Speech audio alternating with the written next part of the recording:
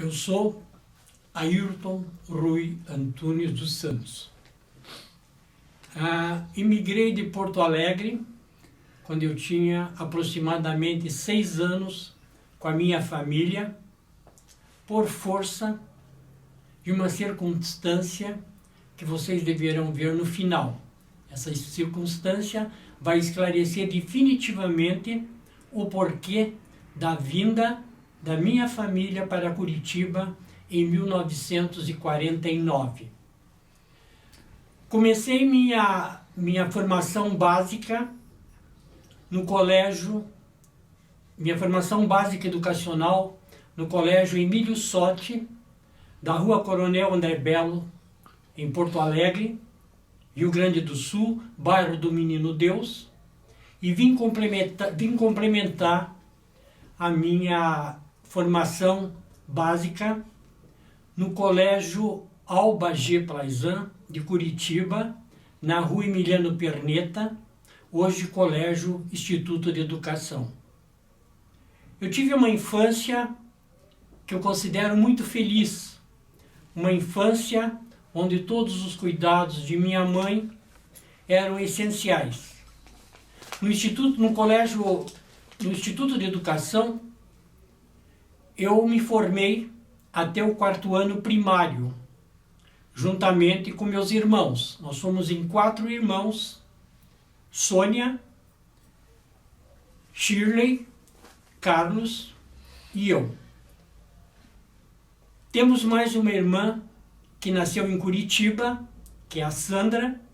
Então formamos uma família pequena, mas uma família muito unida e uma família muito aguerrida.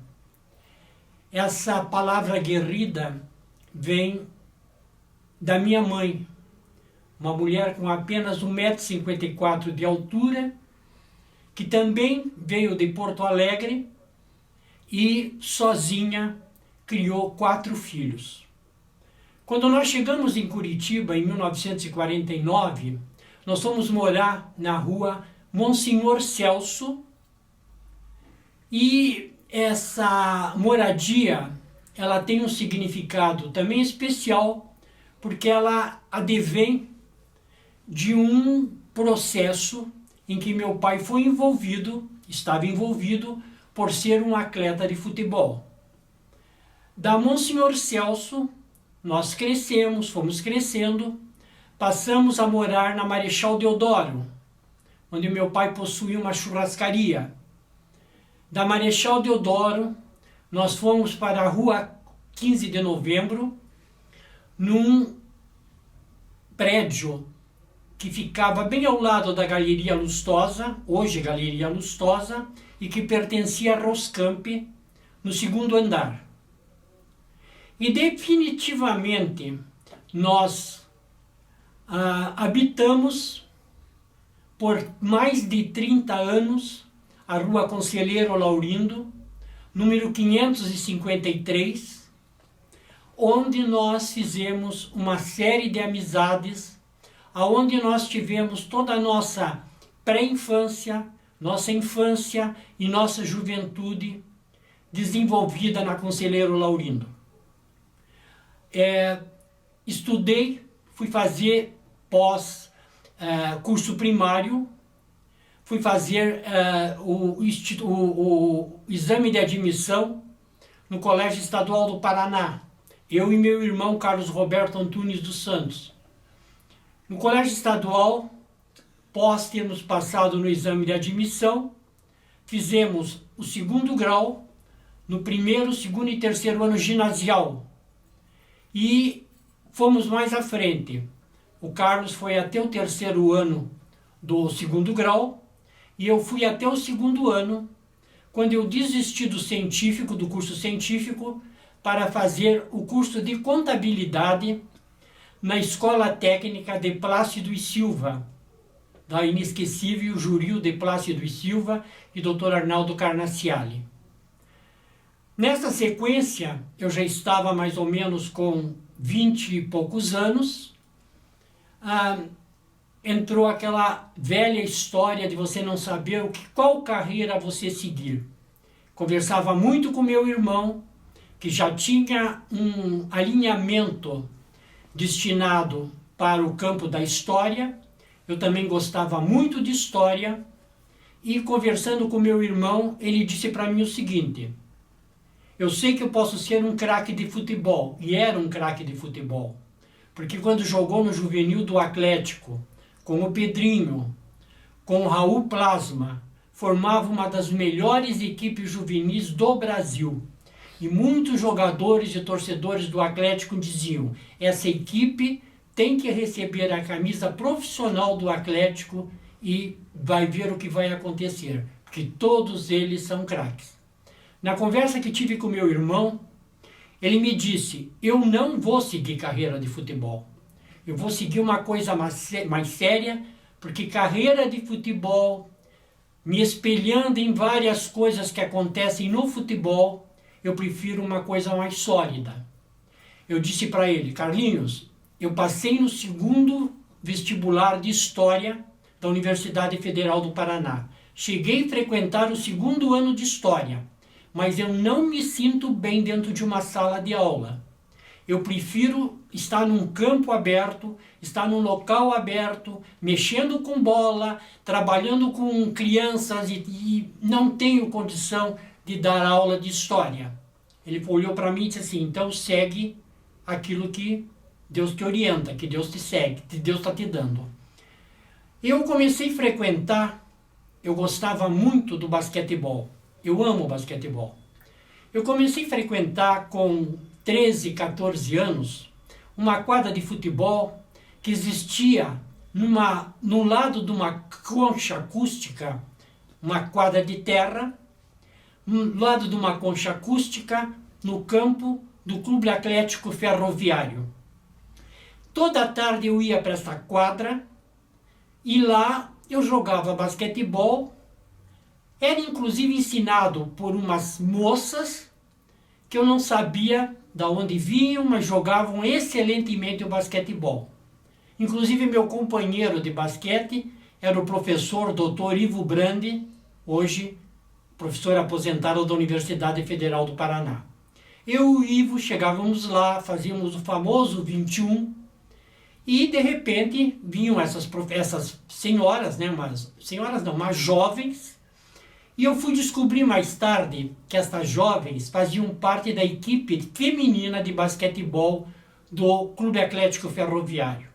E para minha surpresa maior, todas elas eram seleção paranaense e seleção brasileira.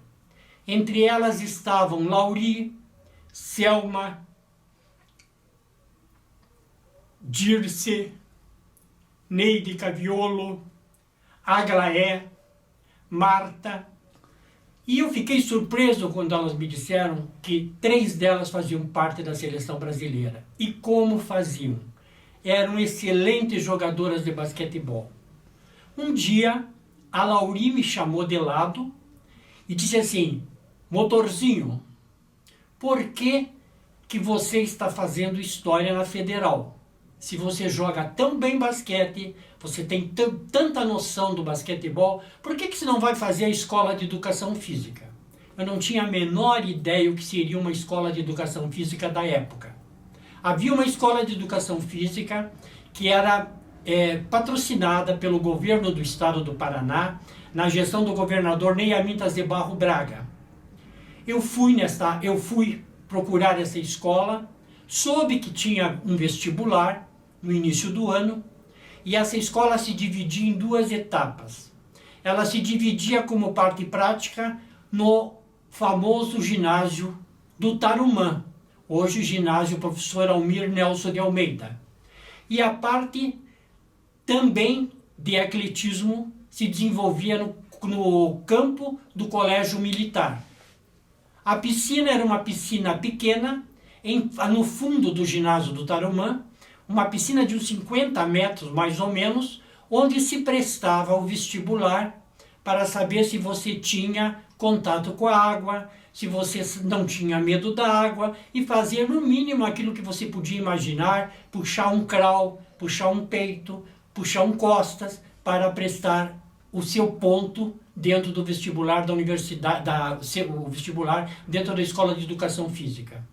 Também me assustei que tinham cadeiras médicas, como anatomia, fisiologia, biologia, biometria, todas essas matérias dadas por médicos, por uma equipe de médicos que eram liderados pelo professor Pinheiro, que era o nosso diretor da Escola de Educação Física.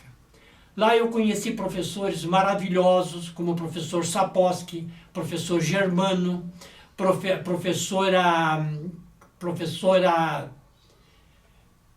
Só um segundinho que eu esqueci. Professora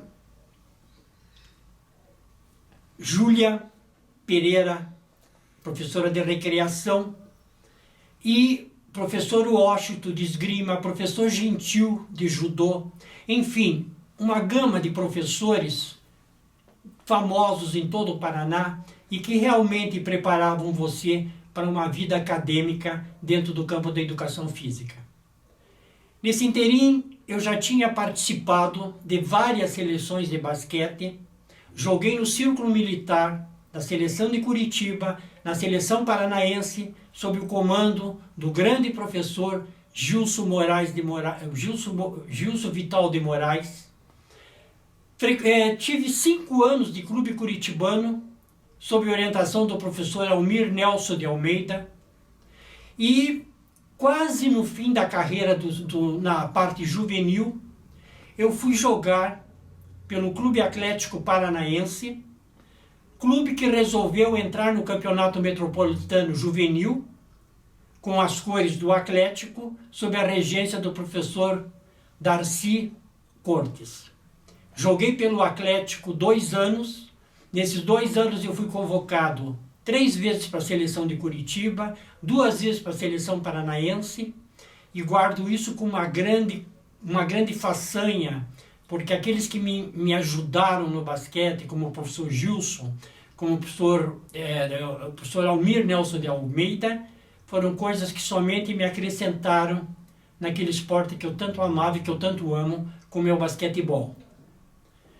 Quando eu entrei na Escola de Educação Física, eu já estava no 2º ano da escola, quando, ao atravessar uma saída minha de casa, a rua Tibagi, eu encontrei com o professor Gilson Vital de Moraes, que era realmente o grande nome do Colégio Santa Maria a nível de esporte. O Gilson era impecável no basquete. Jogar basquete com o Gilson tinha que realmente saber da coisa, conhecer muito o esporte, porque o Gilson era um técnico disciplinador, conhecedor profundo do basquetebol, e não sei por que cargas d'água, o Gilson me chamou, eu atravessei a calçada e fui até o encontro dele na calçada que dá ao fundo do Colégio Santa Maria. Nessa conversa que eu tive com o Gilson disse para mim: Ayrton, você está no 2º ano da escola, você ainda é acadêmico, mas eu gostaria que você viesse trabalhar comigo aqui no Santa Maria.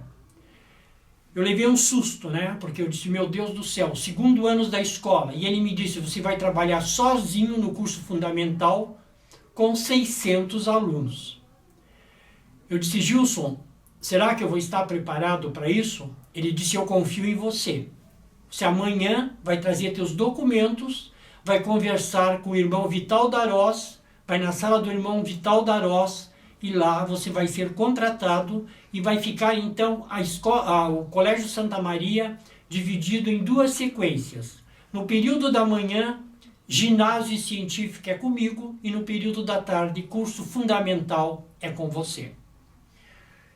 Eu fui para casa ainda, não sabia assim se eu estava acreditando naquilo que eu ouvi, aquele convite do Gilson, mas criei coragem. No dia seguinte eu estava na sala do professor Vital Darós, onde fui contratado no Colégio Santa Maria no dia 27 de março de 1967. A minha vida dentro do Colégio Santa Maria durou 12 anos. Eu gostaria de deixar bem claro que o Colégio Santa Maria, em que eu praticamente fiz a minha vida, tive conhecimento de causa e digo para quem quiser escutar, Santa Maria foi a minha grande escola de vida.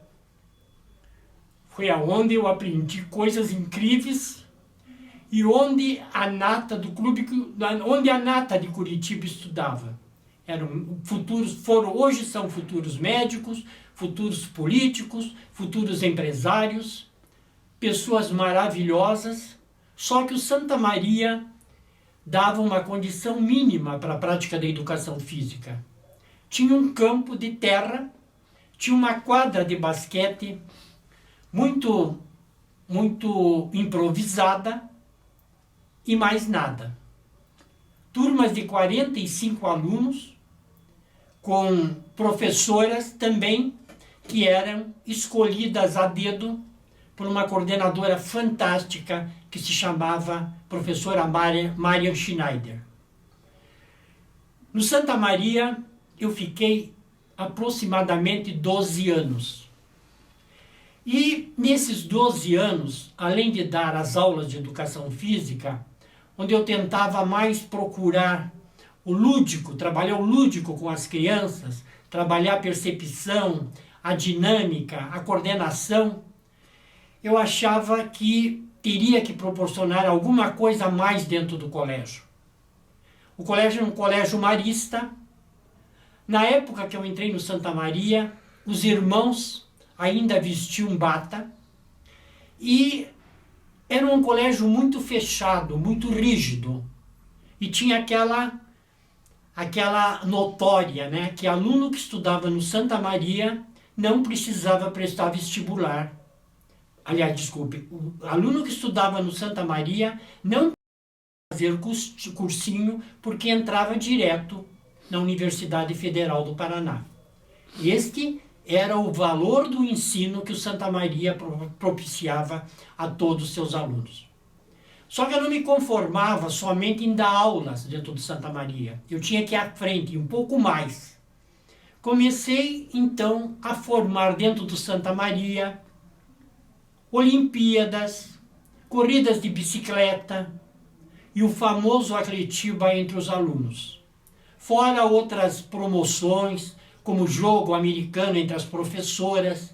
E de repente o Santa Maria passou a ir para as páginas dos jornais.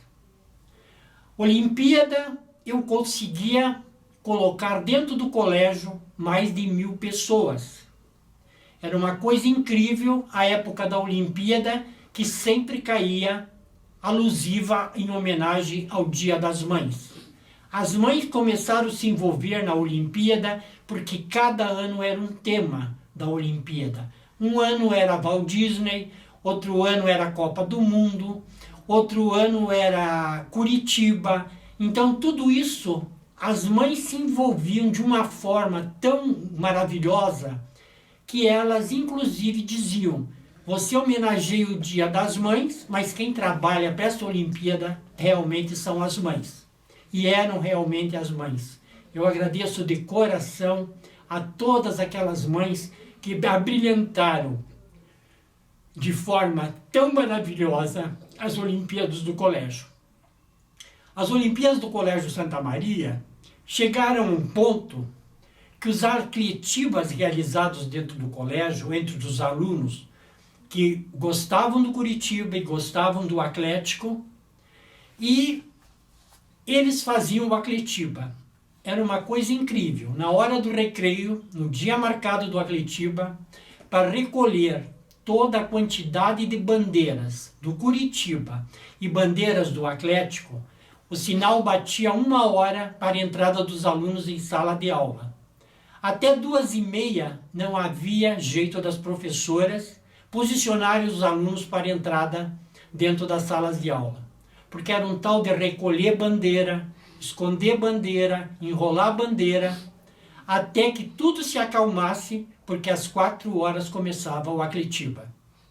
Esse Atletiba muitas vezes tinha um convidado especial que era do Esporte do Paraná e teria que dar o pontapé inicial no jogo, na partida.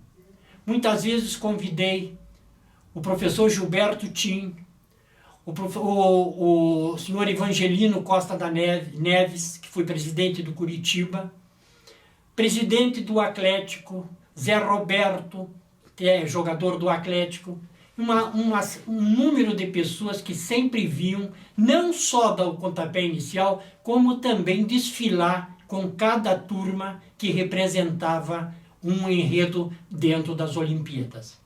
Essas Olimpíadas tomaram um pulso tão grande que o Diário do Paraná, que era ali na Doutor Muricy, fazia no seu primeiro caderno, dizendo o seguinte: a prévia do Colégio Santa Maria, do Atletiba do Colégio Santa Maria, será a prévia para o jogo de domingo entre Atlético e Curitiba profissional.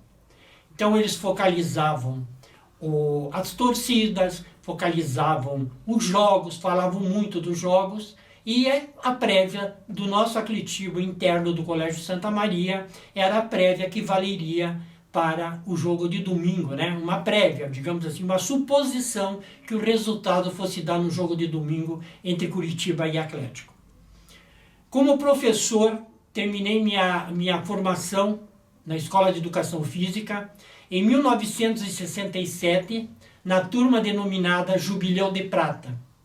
Uma turma que até hoje, há mais de 50 anos, nós mantemos amizade, fora aqueles que eram do interior de São Paulo, que faziam o curso em Curitiba, mas os que moram em Curitiba, que é um grupo maravilhoso de professores, nós nos reunimos toda uma vez por mês para fazer um almoço. Essa semana, agora dia 30 de julho de 2016, nós temos mais um almoço daqueles professores que formaram a turma de Jubileu de Prata da Escola de Educação Física do Estado do Paraná.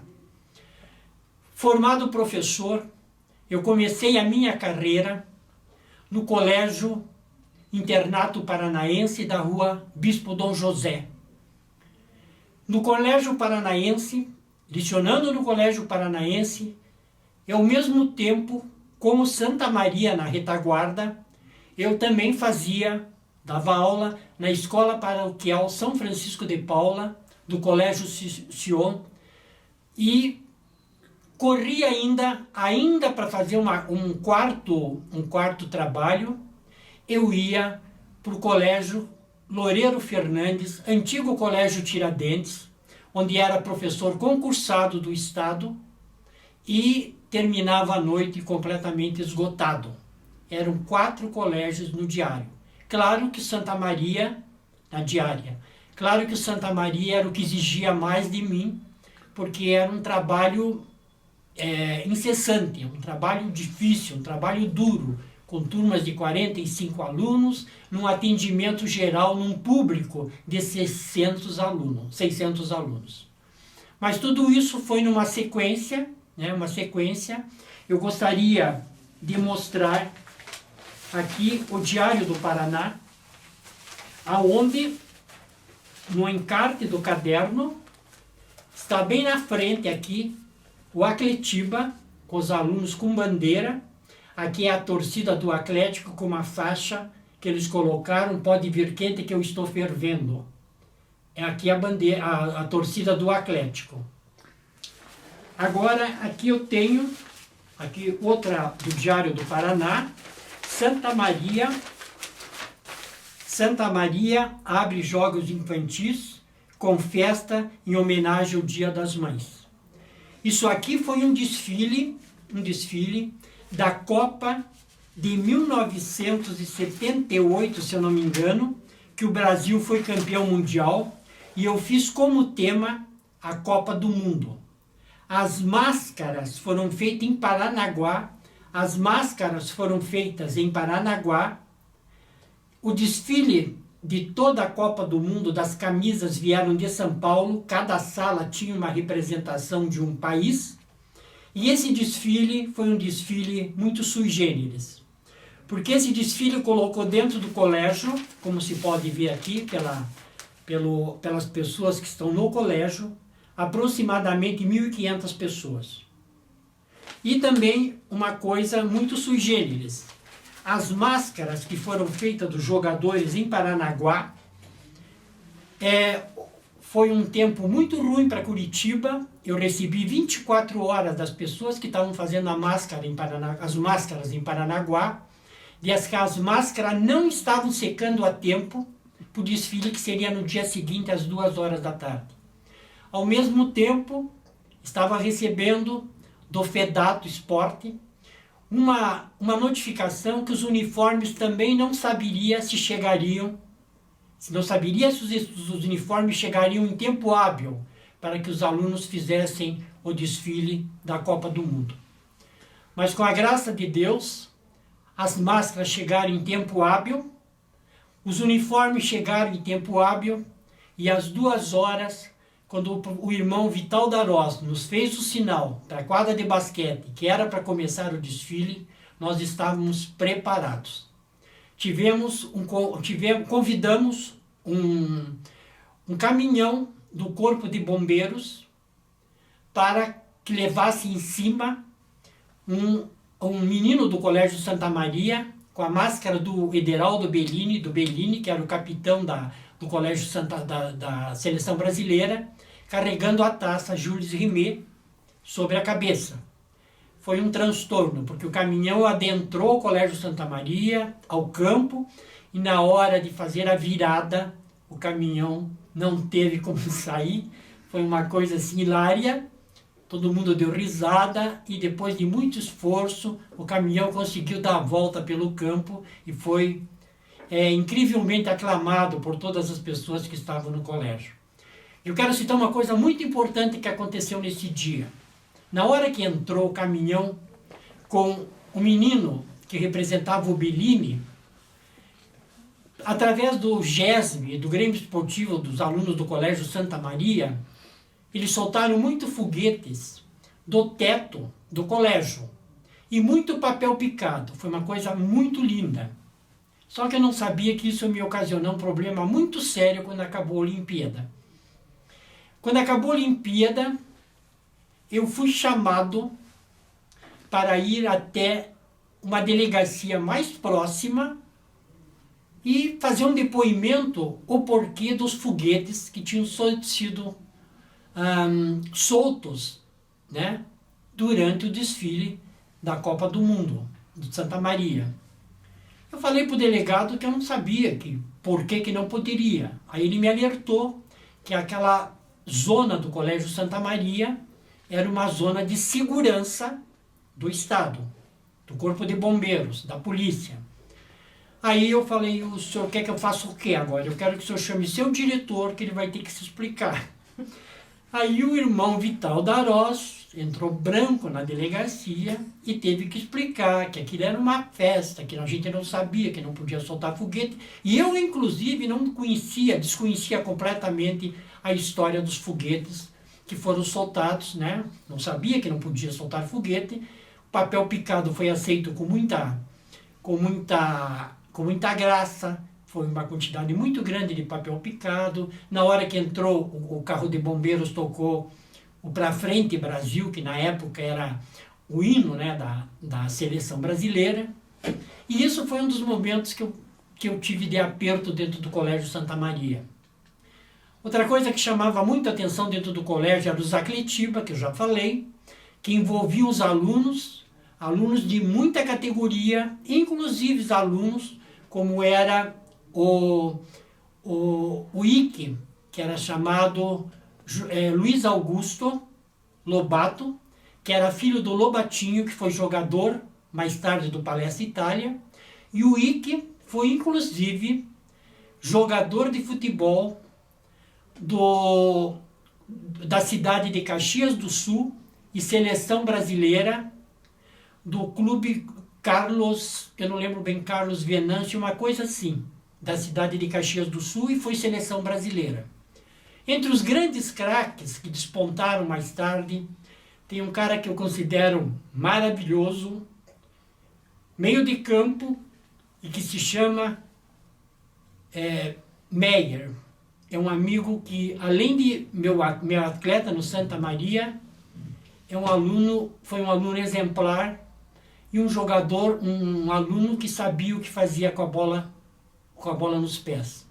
Tive também Cagiano, tive da família Isfer. Eu tive vários jogadores que sempre estavam no futebol de salão depois de adulto. Esse time jogava todos os sábados às 2 horas da tarde, chamava Gesminho.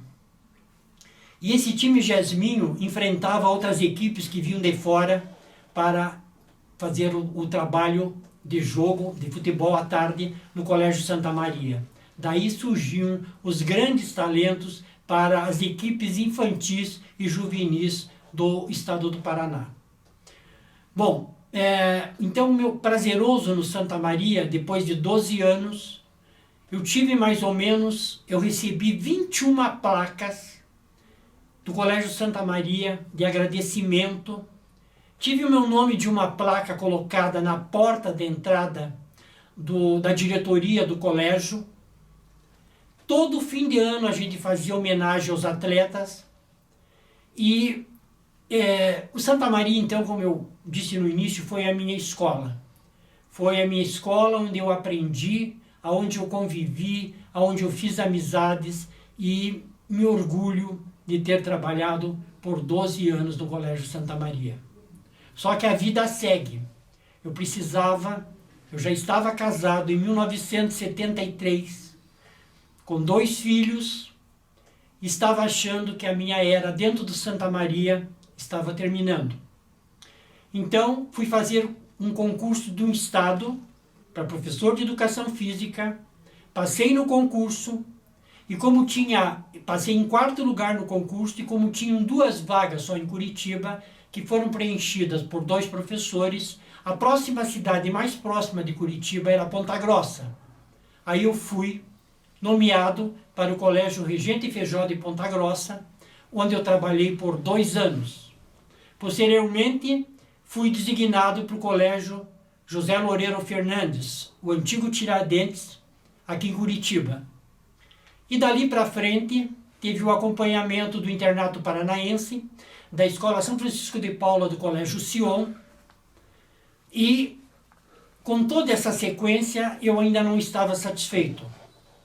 Nesse inteirinho, meu irmão, professor Carlos Roberto Antunes dos Santos, já era professor da universidade, da cadeira de História, e eu soube que dentro da universidade estava, através do professor Germano Bayer, sendo criado o Centro de Educação Física da Universidade Federal do Paraná. Eu especulei, conversei com 2 professores que trabalhavam dentro do centro, e ele disse para mim o seguinte: olha, vai haver um concurso dentro do Centro de Educação Física para cadeira de basquete. Só que o curso de Educação Física ainda não tinha sido encampado pela Universidade Federal do Paraná. Então existia o setor de Ciências Biológicas da Universidade Federal do Paraná, que era comandado na época pelo professor Milton Miró Vernalha, Dr. Milton Miró Vernalha, de uma capacidade ímpar, e eu soube que o Dr. Milton estava trabalhando para trazer alguns professores da Escola de Educação Física para formarem o primeiro curso de Educação Física da Universidade Federal do Paraná. Eu fui até o Dr. Milton, conversei com ele. Na época, o Centro de Educação Física era comandado pelo professor Barcímio Sicupira, o Sicupira. E ocupava um cargo de confiança no Centro de Educação Física. Esse cargo de confiança era aliado ao Departamento de Ciências Biológicas da Universidade Federal do Paraná, sob o comando do professor Milton Miró Vernalha. O professor Vernalha me disse o seguinte: não vou fazer um contrato com você. Na época, a universidade tinha uma classificação para o professor que se chamava professor visitante. Você pode começar como visitante, quando sai um concurso, você presta o concurso, e eu estou começando a formar o primeiro ano da escola. Não sei se vou conseguir fazer dentro da universidade os 4 anos que o curso pede. Mas eu vou tentar fazer o primeiro ano, né? E nesse primeiro ano vai ser, você sabe que dentro da universidade vai ter a educação física para todos os cursos de graduação da universidade. E é educação física, então vai ter que trabalhar nas turmas, etc, etc. Eu não tinha a menor experiência de trabalhar com homem e mulher, porque minha vida no Santa Maria, minha vida no Internato Paranaense, minha vida no Loureiro Fernandes e minha vida no Colégio São Francisco de Paula, na Escola São Francisco de Paula, era somente trabalhar com alunos homens. Mas eu encarei a situação, porque eram meninas acadêmicas e rapazes acadêmicos que formavam as turmas de graduação da Universidade Federal do Paraná. Eu comecei a trabalhar na universidade em 1978. Eu casei em 1977, tive 2 filhos, tenho, graças a Deus, 2 filhos, Alexandre Correia dos Santos, que é professor de propaganda e publicidade, e tenho o Marcelo Correia dos Santos, que se formou em análise de sistema e trabalha dentro dessa sequência. Fui casado com uma professora também do Santa Maria, professora Marilda Correia, e a minha vida prosseguiu, eu atendendo os colégios, né, que eu tinha contrato, e em 1978 eu resolvi pedir a minha exoneração do Estado, pedir a minha exoneração da Escola Paroquial São Francisco de Paula, pedir a minha exoneração do Colégio Santa Maria e a minha exoneração do Colégio Internato Paranaense. A minha exoneração do Santa Maria, o meu pedido de saída do Colégio Santa Maria, foi um dia assim que me prostou. Eu fiquei prostrado, eu fiquei assim, sabe, foram 12 anos ali dentro, eu evitava de passar por perto do Santa Maria e era minha casa. Mas enfim, eu tinha que dar seguimento a uma carreira, eu tinha que dar seguimento a uma vida. Eu tinha 2 filhos para criar, eu tinha uma esposa, eu tinha todos aqueles derivados, né, que sempre entram em torno do responsável, né, do homem responsável por uma família. Esses derivados todos estavam à tona e eu tinha que dar um jeito de trabalhar para me manter. Comecei na universidade em 1978 como professor colaborador, professor visitante, e depois passei para o cargo de professor colaborador sem nenhuma remuneração. Um dia eu estava dando aula, o professor Vernalha mandou me chamar na sala dele, e nesse inteirinho quem respondia pelo Centro de Educação Física era o professor Odivanzir Frega, que foi diretor do Atlético Paranaense e foi também, hoje é diretor, ainda diretor, trabalha como diretor, eu não sei se de esporte, do Curitiba Futebol Clube. Eu fui chamado pelo professor e ele me disse, professor Vernalha, que eu deveria me apresentar de terno e gravata às 2 horas, isso foi numa quarta-feira, no dia seguinte, na sala do reitor, professor Ociron Cunha. Eu levei um susto, eu não sabia, eu acho que estava sendo mandado embora, só que eu não sabia que se seria mandado embora, precisaria usar terno e gravata. Aí eu perguntei, professor, o que eu vou fazer na sala do professor Milton, do reitor? Ele disse, você vai lá e ele vai ter uma conversa com você.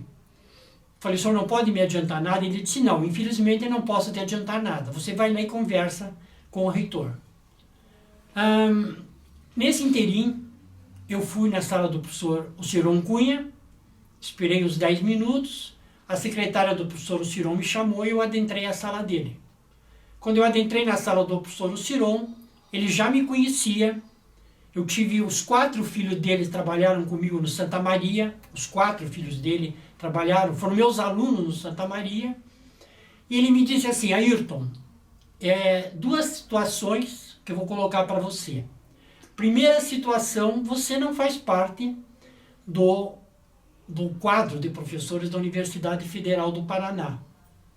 Mas com a saída do Frega e do professor Portugal, que estão indo para mestrado em Santa Maria, está se abrindo a direção do Centro de Educação Física. E nesta direção do Centro de Educação Física, o Barcímio Sicupira deixou o cargo, que era um cargo de confiança, o cargo está numa vagância, e você vai ter que conversar comigo agora e posteriormente voltar a falar com o professor Milton Miró Vernali. Falei: professor, eu estou dando aula na universidade. Ele disse: pois é, agora além de dar aula, você vai responder pelo Centro de Educação Física. Aí foi uma coisa assim que eu fiquei assim paralisado, eu não sabia o que falar. Professor, Centro de Educação Física já tem 6 professores concursados. Como é que eu vou fazer para dirigir esses professores e dirigir toda a parte da educação física da universidade? Ele olhou para mim e disse assim: seja feliz, começa amanhã às 2 horas. Não me respondeu mais nada. Eu agradeci, peguei o carro, fui para casa, conversei com a minha esposa e assumi a universidade no cargo de diretor do Centro de Educação Física, onde fiquei 4 anos, comandando toda a educação física na universidade, setor de graduação, e também atendendo toda a parte docente, os professores que iriam dar aula dentro do curso docente da Universidade Federal do Paraná. Foram 4 anos, foi uma batalha muito, muito grande, mas uma batalha prazerosa, uma batalha de trabalhar com jovens que estavam ali para os cursos de medicina, engenharia, agronomia, enfim, todos os cursos da universidade estavam passando pelas minhas mãos. Nesse inteirinho, eu gostaria de dizer também que eu sempre fui muito chegado a escrever. Um dia me deu na cabeça, disse: puxa vida, eu lia sempre a Gazeta do Povo, na época do Aloar Ribeiro. Eu nunca achava nada sobre esporte amador. Aí um dia, mesmo trabalhando na universidade, eu liguei para o Aloar Ribeiro e falei: ó, Aloar, ele conhecia muito bem meu pai, era muito amigo do meu pai. Aqui é o Ayrton. Ele falou: Ayrton? Eu digo: Ayrton, eu sou filho do motorzinho. Ah, filho do motorzinho, tá tudo bem. Eu digo: pois é, Aloar, eu tenho visto, todo domingo eu leio a Gazeta, mas não tem nada que fale sobre esporte amador. Ele falou: realmente não tem nada. Você tem alguma ideia? Eu digo: tenho, eu gostaria de escrever todo domingo uma quadra, alguma coisa que se referisse, um artigo que se referisse sobre o esporte amador. Falou: quando que você quer começar? Eu digo: não tenho a menor noção. Ele diz: então senta, ele disse para mim, senta numa mesa e sempre fica com 2 telefones do lado.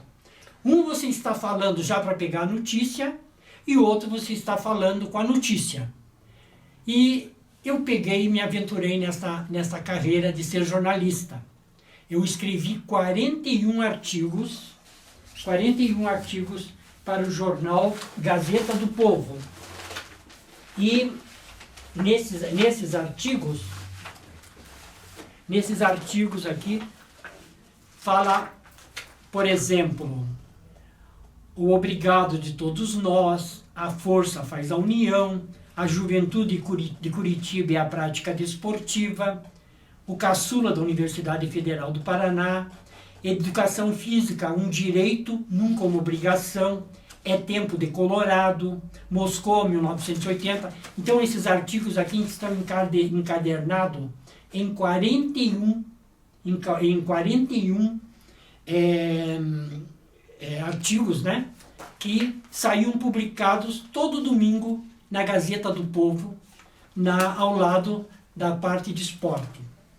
Isso foi uma coisa que eu agradeço muito pelo Aloar Ribeiro, que foi assim um grande amigo e que quando lia a coluna olhava para mim e disse: cara, você nasceu para ser jornalista e não para ser professor de educação física.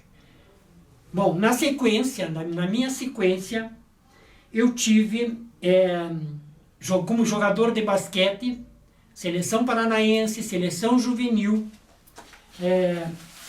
Eu tive aqui alguns quadros, né, em que eu apareço aqui como jogador. Aqui eu tenho o Clube Curitibano, Colégio Estadual do Paraná, Clube Atlético Paranaense e Seleção Paranaense de Basquetebol. Ao meu lado é o professor Gilson Vital de Moraes. Aliás, do lado do Atlético Paranaense, o professor Darcy Cortes. O Atlético, nesse ano, foi vice-campeão do primeiro turno, para surpresa geral, né? E o Atlético não tinha a menor vivência dentro do basquetebol, mas graças ao empenho do Darcy Cortes, o Atlético se tornou uma força dentro do basquetebol juvenil e, deixando a modéstia de lado, eu era o cestinha da equipe juvenil do Atlético Paranaense. Então, tem alguns jornais que dizem: motorzinho resolve no último segundo. Motorzinho resolve e o Atlético vence o Clube Curitibano, que na época era comandada pelo professor Almir Nelson de Almeida, umas melhores equipes juvenis que tinha no Paraná.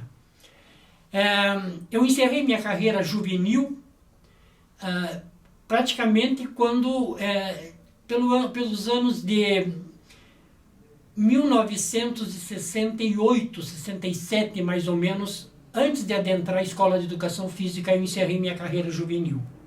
Eu tenho que fazer um agradecimento muito especial àquelas jovens que jogavam pelo Ferroviário, muitas delas já falecidas, mas eu tenho em mente a Lauri, a Selma, a Dirce, a Glaé, a Marta, a Neide, enfim, a elas todo o meu agradecimento e o conselho que a Lauri me deu: você não tem nada que vir com sala de aula, você tem que trabalhar ao ar livre. E foi isso que eu fiz. Na sequência da minha carreira de trabalhar em todos esses colégios, Colégio Santa Maria, Internato Paranaense, Escola São Francisco de Paula, eu tive assim uma vida muito longa na universidade para também fazer realizações. Dentro do Centro de Educação Física se deu a ideia de se abrir para a comunidade o Centro de Educação Física, que o Centro de Educação Física, onde tinha uma quadra muito simples, única e exclusivamente uma quadra simples, uma piscina comum, que me lembrava muito a Escola de Educação Física. Assim mesmo, nós começamos a abrir para a comunidade, dentro do Centro de Educação Física, cursos de aperfeiçoamento, curso para as crianças, que eram dados pelos professores, que também abriam nos seus horários de aula, professores de Educação Física, para atendimento dentro do Centro de Educação Física. Dentro do Centro de Educação Física, a gente tinha, então, aos finais de semana, muitas crianças que moravam em bairros e que frequentavam o centro para fazer os cursos que eram ministrados dentro do Centro de Educação Física. Pela universidade, eu também fiz várias vezes, com a minha cadeira de basquetebol, torneios de basquetebol entre os alunos, né? Apregoando o basquetebol, incentivando o basquetebol, e dali eles, como futuros professores, saberiam como trabalhar o basquetebol a nível no lúdico, a nível no próprio basquetebol e a nível de encaminhamento e de revelações de novos talentos dentro do basquetebol paranaense. Paraná sempre foi uma força dentro do basquetebol brasileiro, principalmente dentro do basquetebol feminino. Basquetebol masculino, nós tivemos o professor Mair, jogador da seleção brasileira, que agora neste mês está saindo um livro em homenagem à sua memória, que era armador da seleção brasileira, incontestável jogador de basquetebol, e sem contar também louvando a memória do grande professor Almir Nelson de Almeida, seleção brasileira, craque ao extremo que a seleção podia contar.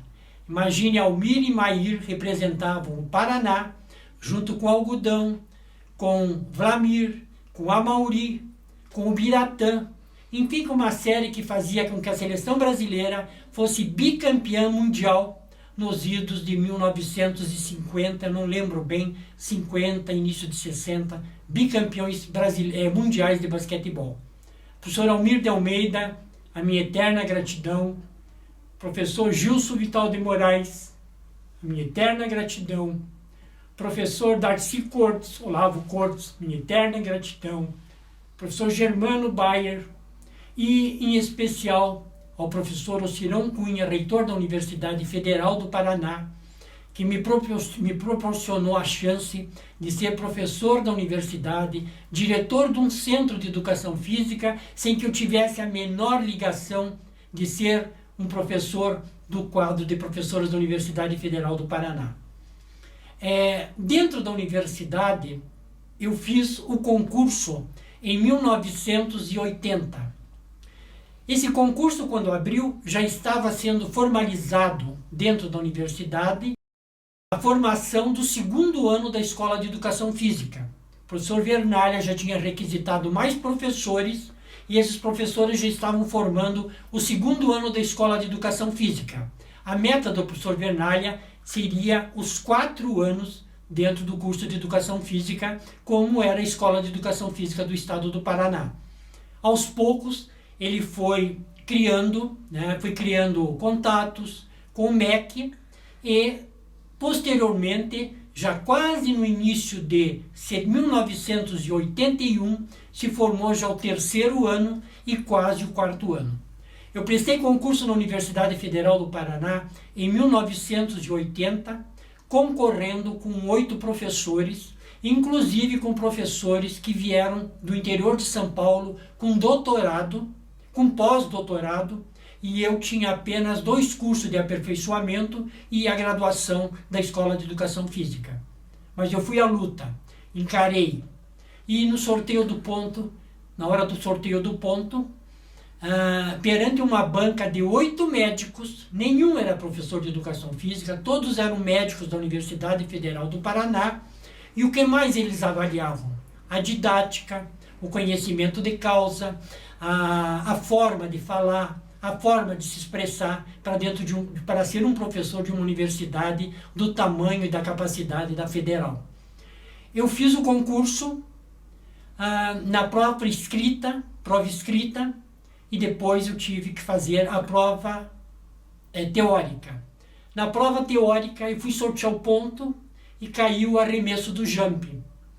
Uma das coisas que era novidade no basquetebol, aquele arremesso de 3 metros, né, da cesta, onde a Hortência, com seu 1,64 m, fazia horrores com os 3 pontos. Então, quando eu fui sortear o ponto, que era arremesso do jump, eu fui para casa estudar a noite inteira para fazer, no dia seguinte, a apresentação daquilo que foi sorteado.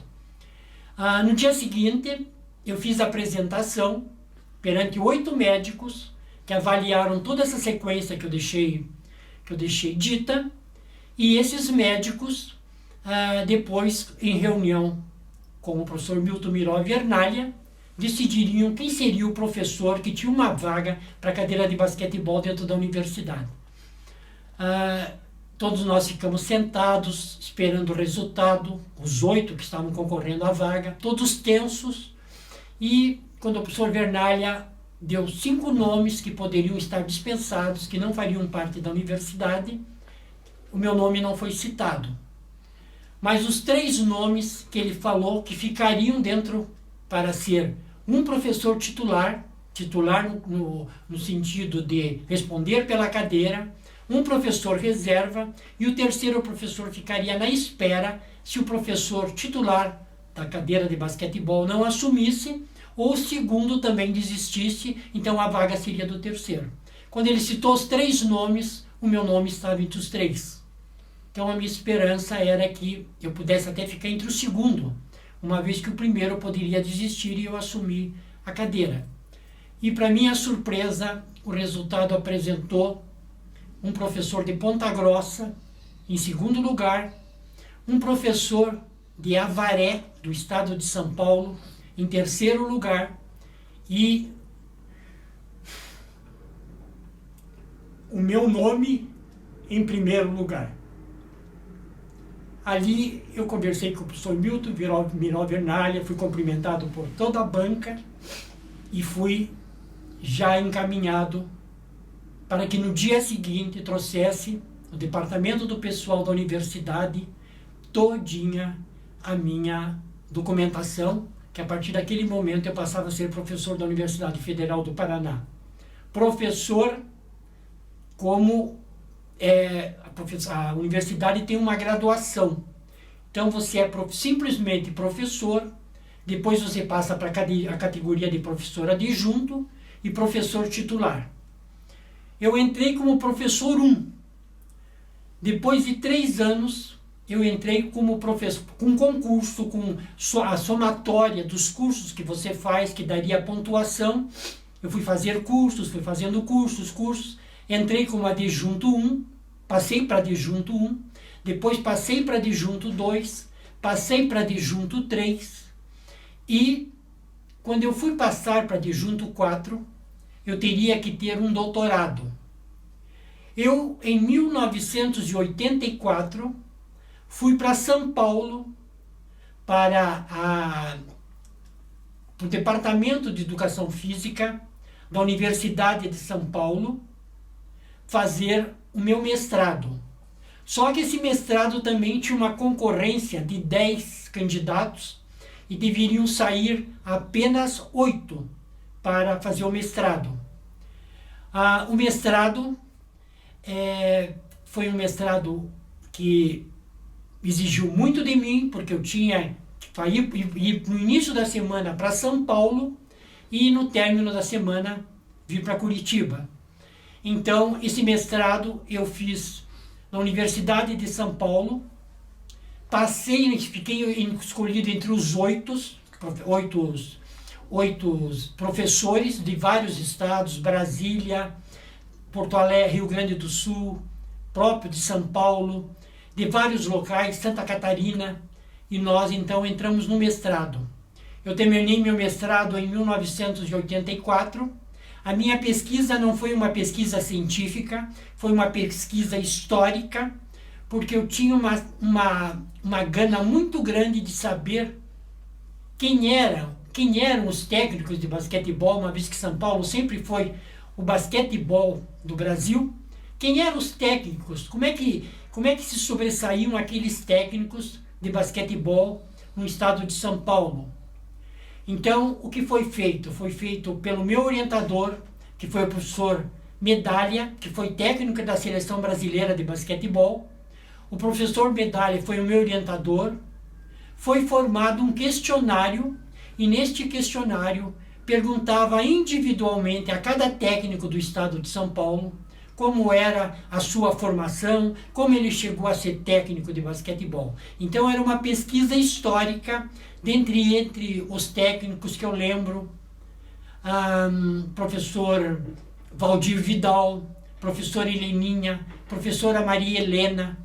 Então todos aqueles professores que estavam na época em voga, com grande sucesso no basquetebol brasileiro, foram entrevistados por mim, e isso se tornou uma pesquisa de campo, e que eu defendi essa pesquisa no dia 12 de maio de 1984, com a banca feita dentro da faculdade da Universidade de São Paulo.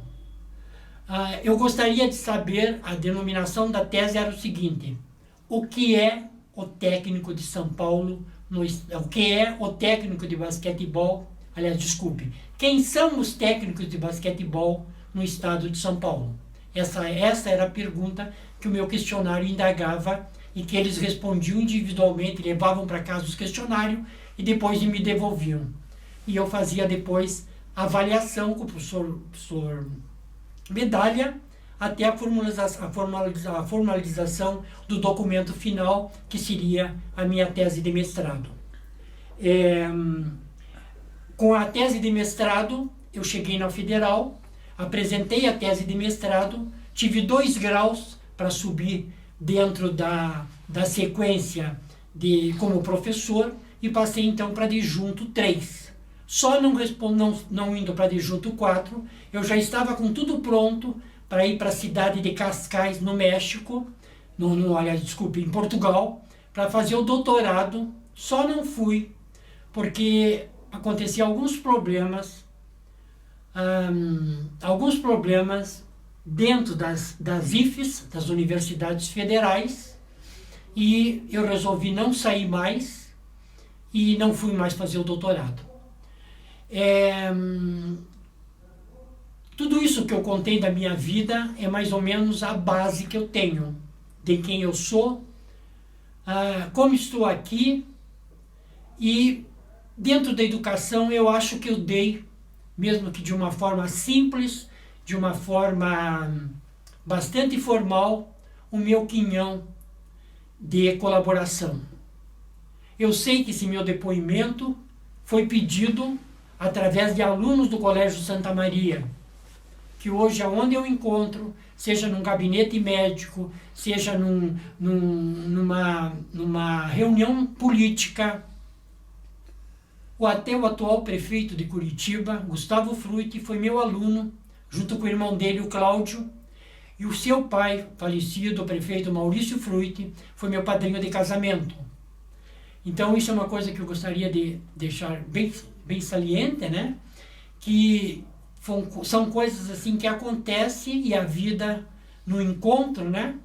No encontro e nos desencontros da vida, o encontro é muito melhor, porque você tem coisas assim maravilhosas para você relembrar com pessoas que fizeram parte do teu tempo. Isso eu acho assim muito importante, uma coisa assim que não dá para esquecer. Da minha parte, como professor, eu acho que eu não tenho mais nada para falar, mas eu não posso abrir mão da minha origem, da minha forma, da minha migração, como foi a minha migração para Curitiba e o porquê que eu vim para Curitiba. Eu sou filho com mais 4 irmãos, Sônia Marlene dos Santos, Carlos Roberto Antunes dos Santos, que em 2000 foi reitor da Universidade Federal do Paraná, respondendo por esse cargo até 2002, fazendo uma gestão maravilhosa, um historiador de mão cheia, conhecido em todo o Brasil, que foi inclusive colaborador do senador Buarque de Holanda, no MEC, quando o senador foi ministro da Educação. Então, eu tenho muito orgulho do meu irmão. Foi um senhor jogador de futebol, mas ele optou para seguir uma carreira de professor, onde ele se deu muito bem. Ele foi diretor de setor, ele foi diretor de coordenação do curso de História, enfim, é um grande nome dentro do setor histórico do Paraná. Fez parte da Academia Paranaense de Letras e, infelizmente, nos deixou em 2013. E nos faz muita falta. Fez parte da diretoria do Conselho Deliberativo do Clube Atlético Paranaense, onde ele jogou, fanático pelo Atlético, onde toda a minha família é. Eu, inclusive, você quer me ver, vou até abrir um adendo, você quer me ver chutar o balde na segunda-feira, é ver o Atlético, o Internacional ou o Flamengo perder, porque eu fico doente. O Atlético, principalmente, eu já nem escuto mais jogos do Atlético, eu só quero saber o resultado quando vem celular via meu filho, que diz, pai, ganhou ou perdeu? Ganhou, eu faço festa, perdeu, eu fico quieto. Mas eu sou atleticano doente. Tenho uma irmã chamada Shirley Terezinha dos Santos, que foi um dos grandes nomes na época da Rádio Guaracá, do Clube Mirim, onde ela é considerada a estrela maior do Clube Mirim, cognominada pelo senhor Aloysio Finzetto, como a queridinha de todos. Era a que fechava o programa aos domingos na Rádio Guaracá, no Clube Mirim. É minha grande irmã, minha grande amiga e uma das minhas maiores paixões. A minha mãe, uma guerreira de 1,54 m de altura, ela só tinha uma missão aqui na Terra: fazer com que os 4 filhos fossem formados, saíssem formados enquanto ela tivesse vida. E ela conseguiu isso. Eu tenho 2 irmãs normalistas, a Sônia e a Shirley, e 2 irmãos que foram professores da Universidade Federal do Paraná. Eu e meu irmão Carlos Roberto. Tenho mais uma irmã, a Sandra, que simplesmente se limitou a ficar dentro de um nível de aprendizagem que ela acha para ela satisfatório. Minha mãe, quando nós viemos para Curitiba em 1949, que nós migramos para Curitiba, meu pai tinha encerrado a carreira de futebol. O nome dele é Rui Castro dos Santos, mais conhecido nas lidas esportivas como Motorzinho. Meu pai encerrou a carreira dele em 1947, quando ele conseguiu conquistar o título de heptacampeão pelo Esporte Clube Internacional de Porto Alegre. E aqui tem um quadro que foi dado a ele como doutor em futebol numa façanha única da América do Sul. 6 títulos seguidos, heptacampeão, de 40 a 45. Quando meu pai encerrou a carreira no Esporte Clube Internacional em 48, havia um olheiro do Clube Atlético Paranaense, lá em Porto Alegre, que veio conversar com meu pai. E meu pai não encerrou a carreira eu quero fazer um adendo, que meu pai não encerrou a carreira no Esporte Clube Internacional. O meu pai ainda jogou no Cruzeiro de Porto Alegre e encerrou a carreira no Renner Esporte Clube, que era um clube patrocinado pelas lojas Renner, que existia em Porto Alegre. Foi lá que meu pai encerrou a carreira. Esse senhor de Curitiba, que estava em Porto Alegre, foi conversar com meu pai, fazia parte do Atlético Paranaense, e convidou meu pai para assumir as categorias de base do Atlético Paranaense aqui em Curitiba. O pai também, sem nenhuma experiência como técnico, sempre foi um jogador excelente. Era chamado na época o jogador que, como hoje você usa no basquete, né? Aquele jogador que mais serve do que incesta. O nome de Motorzinho vem porque ele corria o campo inteiro e era sempre aquele que fazia o serviço para que o atacante da frente fizesse o seu gol, ou ponta esquerda ou ponta direita fizesse o seu gol. Então o papel dele dentro do campo era correr muito. E então a denominação de Motorzinho vem dessa sequência. Meu pai aceitou o convite, deixou a família em Porto Alegre. Nós morávamos na rua Coronel André Belo, 430 e 436, em 2 casas que foram dadas pelo Esporte Clube Internacional ao meu pai. Meu pai era cabo da Brigada Militar e até começou muito tarde a carreira de atleta. Mas quando adentrou a carreira de atleta, foi para ser titular do Internacional, do famoso rolo compressor do Internacional, onde tinha Adãozinho, Carlito, Ivo e o famoso Tesourinha, que jogou no Vasco e principalmente na seleção brasileira. Meu pai foi 4 anos capitão da equipe do Internacional, e, além de ser capitão,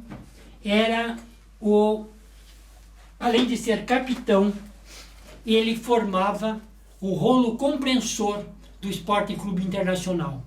Este livro aqui, que foi escrito por Kenny Braga, conta toda a história do rolo compressor do Internacional, né?